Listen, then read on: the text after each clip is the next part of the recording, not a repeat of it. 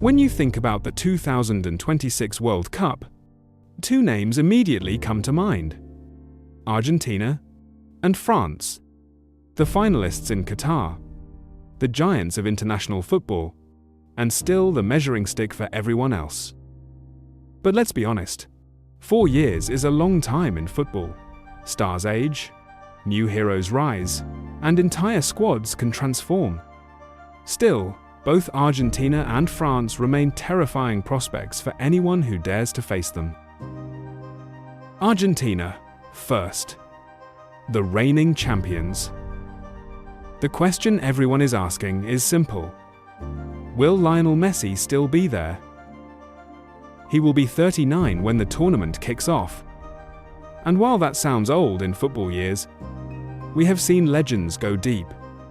Think of Zlatan Ibrahimovic, still scoring at 40, or Buffon keeping goal in his mid-40s. Messi does not rely on pace anymore. He relies on vision, intelligence, and that left foot that has delivered over 800 career goals and 44 major trophies. And even if Messi decides not to play, Argentina is not suddenly weak. Lautaro Martinez has averaged nearly 20 goals a season at Inter Milan. Julian Alvarez is already a Champions League and Premier League winner with Manchester City. Enzo Fernandez, still only 23, brings steel and passing quality to midfield. And remember, this is a squad that did not just win the World Cup. They also lifted the Copa America in 2021. The core is battle-tested, and the belief is unshakable. And then there is France. Where do you even begin? They are like a factory of superstars. Kylian Mbappé is already a World Cup winner, already has 12 World Cup goals at just 25 years old, and could realistically break Miroslav Klose's all-time record by 2026. Around him is a squad that feels endless. Eduardo Camavinga and Aurélien Tchouameni, both under 25, have already played Champions League finals with Real Madrid. Randall Kolo Muani and Marcus Thuram add speed and power up front. And let us not forget Kingsley Coman, Ousmane Dembélé, and the new wave of defenders like William Saliba and Ibrahima Konaté. France could literally build 2 World Cup squads, and both would be dangerous. So yes, the obvious giants are still here: Argentina and France. But who joins them as the real challengers? For me, 2 names stand out: Spain and Portugal. Spain. For years after their golden era, Euro 2008, World Cup 2010, Euro 2012, they struggled to recapture that magic. The old legends faded. The new faces did not quite click. But now, something feels different. Pedri, Gavi, Lamine Yamal. Just listen to those names.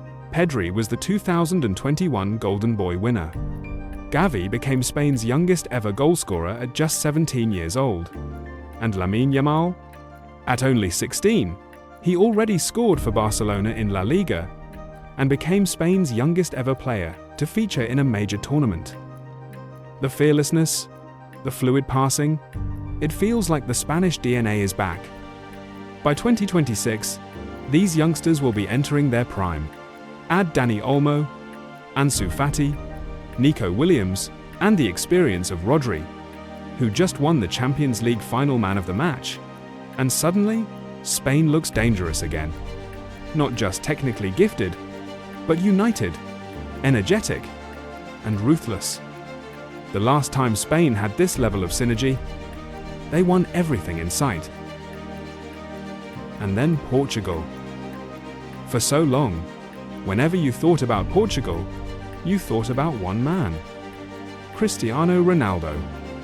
And while he remains a legend, 5 Ballon d'Ors, over 120 international goals, the most of all time, the truth is he often carried the nation on his back.